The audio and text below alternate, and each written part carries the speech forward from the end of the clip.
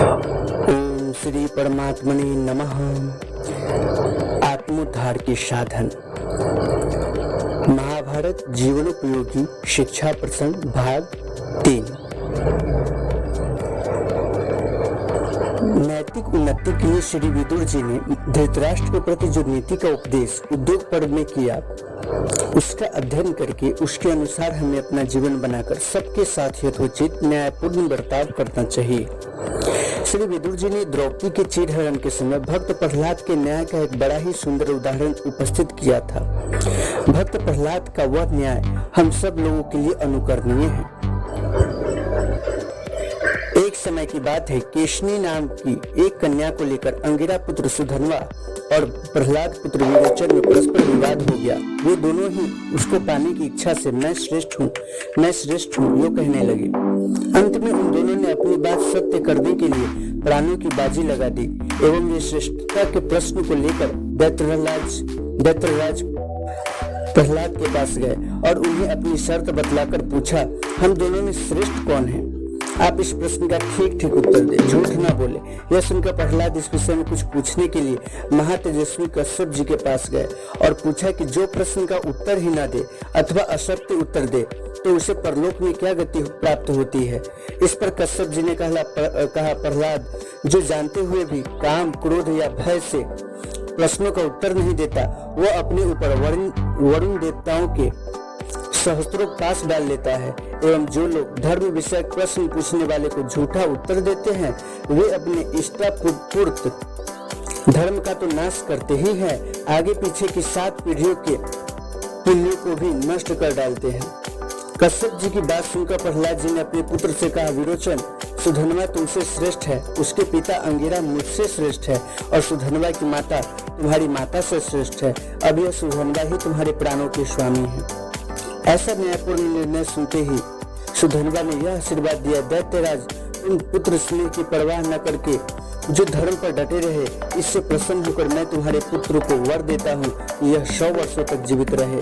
कितना सुंदर न्याय है। व्यावहारिक उन्नति के लिए हमें तुलाधार वैश्य की व्यापार नीति का अनुसरण करना चाहिए। वे बड़ी सत्यता और क्षमता पूर्वक वैश्य धर्म का पालन करते थे। उनको इस सत्य व्यवहार के कारण ही तीनों लोकों का ज्ञान हो गया था, तीनों कालों का ज्ञान हो गया था। प्राचीन काल की बात है, जाजली नाम के एक महान तपस्वी ब्राह्मण थे। उन्होंने समुद्र के तट पर जाकर बड़ी भारी तपस्या की।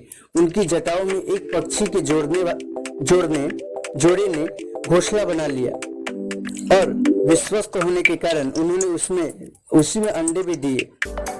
जब उनसे बच्चे पैदा होकर उनके पंख निकल आए तब वे बाहर जाने आने लगे।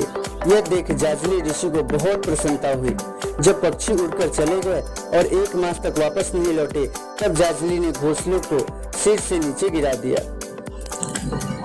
उस समय वे अपने को महान धर्मात्मा समझने लगे और ताल ठोकर कहने लगे, मैंने धर्म को प्राप्त कर लिया। इतने में ही आकाशवाणी हुई, जाजले, तुम धर्म में काशीपुरी के तुलाधार वैश्य के समान नहीं हो। यह सुनकर जाजली काशीपुरी में तुलाधार के पास आए तो उनको सौदा बेचते देखा। तुलाधार जाजली ऋषि को आते देखकर तुरंत उठकर खड़े हो गए और उन्होंने उनका आदर सत्कार करके कहा, ब्राह्मण, आप मेरे पास आ रहे हैं, यह मुझे पहले ही ज्ञात हो गया था। आपके सिर पर पक्षियों के अंडे देने, उनसे बच्चा पैदा होने, उनका आपके द्वारा पालन किए जाने और उससे आपके अपने को बहुत बड़ा मानने पर आकाशवाणी होने की बात भी मुझे ज्ञात है। तब जाजली बोले, वैश्य पुत्र, तुम तो सब प्रकार के रस, गंध, वनस्पति, औषधि, मूल और फल आदि बेचा करते हो, तुम्हें यह ज्ञान कैसे प्राप्त हुआ? तुलाधार ने उत्तर में कहा, जाजले, जिसमें किसी भी प्राणी के साथ द्रोह, हिंसा न करना पड़े अथवा कम से कम द्रोह, हिंसा करने से काम चल जाए, ऐसी जीवन वृत्ति ही परम धर्म है। मैं उसी से जीवन निर्वाह करता हूँ। विप्रवे, मेरे यहाँ मदिरा नहीं बेची जाती, उसे छोड़कर बहुत से पीने योग्य रसों को दूसरों से खरीद कर बेचता हूँ। मैं छल कपट और असत्य से रहित होकर माल खरीदता बेचता हूँ। मैं न किसी से अनुरोध करता हूँ न विरोध ही करता हूँ, न कहीं मेरा द्वेष है और न किसी से मैं कुछ कामना करता हूँ। समस्त प्राणियों के प्रति मेरा समभाव है। जाजले, यही मेरा व्रत और नियम है, इस पर दृष्टिपात करो। मुने, मेरी तराजू सब मनुष्यों के लिए सम है, सबके लिए बराबर तौलती है। तदंतर तुलाधार ने महर्षि जाजली को धर्म की बहुत ही से गूढ़ बातें बतलाई और कहा, ब्राह्मण, मैंने धर्म के जिस मार्ग का दर्शन कराया है उस पर सज्जन पुरुष चलते हैं या दुर्जन, इस बात को अच्छी तरह जांच कर प्रत्यक्ष कर ले, तब आपको इसकी यथार्थता यानी सत्यता का ज्ञान होगा। देखिए, आकाश में ये आपके सिर पर उत्पन्न हुए पक्षी उड़ रहे हैं, इनको बुलाकर इनसे प्रश्न कीजिए। तब जाजली ने उन पक्षियों को बुलाया। उनका धर्म युक्त वचन सुनकर वे पक्षी वहां आए और मनुष्य के समान स्पष्ट वाणी में बोलने लगे। उन्होंने जाजली से श्रद्धा की महिमा का वर्णन करते हुए कहा, अश्रद्धा सबसे बड़ा पाप है और श्रद्धा पाप से छुटकारा दिलाने वाली है। जैसे सांप अपने पुराने केचुले को छोड़ देता है, उसी प्रकार श्रद्धालु पुरुष पाप का परित्याग कर देता है। श्रद्धा होने के साथ ही साथ पापों से निवृत्ति हो जाना समस्त पवित्रताओं से बढ़कर है।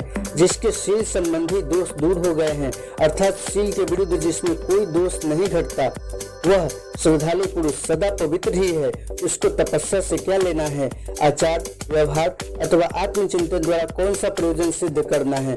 वह पुरुष श्रद्धामय है। जिसकी जैसी सात्विकी, राजसी या तामसी श्रद्धा होती है, वह पुरुष वैसा ही सात्विक, राजस या तामस है। अतः महाप्राज्ञ जाजले, आप इस पर श्रद्धा करें, तत्पश्चात इसके अनुसार आचरण करने से आपको परम गति की प्राप्ति होगी। श्रद्धा करने वाला श्रद्धालु पुरुष साक्षात धर्म का स्वरूप है। जाजले, जो श्रद्धा पूर्वक अपने धर्म पर स्थित है, वही सबसे श्रेष्ठ माना गया है। तदनंतर थोड़े ही समय में न्याययुक्त सत्य व्यवहार करने वाले तुलाधार वैश्य और महातपस्वी जाजली ऋषि दोनों ही परम धाम में चले गए।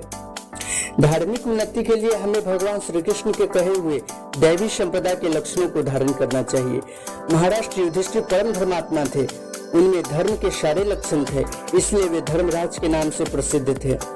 उनके जीवन में धर्म पालन के अनेक आदर्श घटनाएं हैं। उनमें से कुछ का दिग्दर्शन तत्व चिंतामणि भाग 6 खंड में धर्मराज युधिष्ठिर शीर्षक लेख में कराया जा चुका है। हम लोगों को उनसे शिक्षा ग्रहण करनी चाहिए। इसके सिवा महाराज युधिष्ठिर ने यक्ष के प्रश्नों का उत्तर देते हुए वन पर्व में धर्म का बहुत सुंदर उपदेश दिया है। उसके अनुसार अपना जीवन धर्ममय बनाना चाहिए।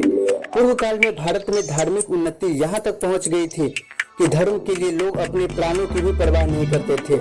इस संबंध में महर्षि दधीचि की कथा ध्यान देने योग्य है। जब वृतासुर ने देवताओं पर आक्रमण किया, तब इंद्र आदि समस्त देवता ब्रह्मा जी के पास गए। ब्रह्मा जी ने देवताओं से कहा, आप लोग दधीचि ऋषि के पास जाकर उनसे उनके शरीर की अस्थियां मांगकर उससे व्रज निर्माण करें। उस व्रज से आप लोग वृतासुर का वध कर सकेंगे। तब वे सब देवता दधीचि ऋषि के पास गए और उनको प्रणाम करके उनसे उन्होंने उनके शरीर की अस्थियां मांगी। महर्षि दधीचि ने कहा, देवगण, जिससे आप लोगों का हित हो मैं वही करूंगा।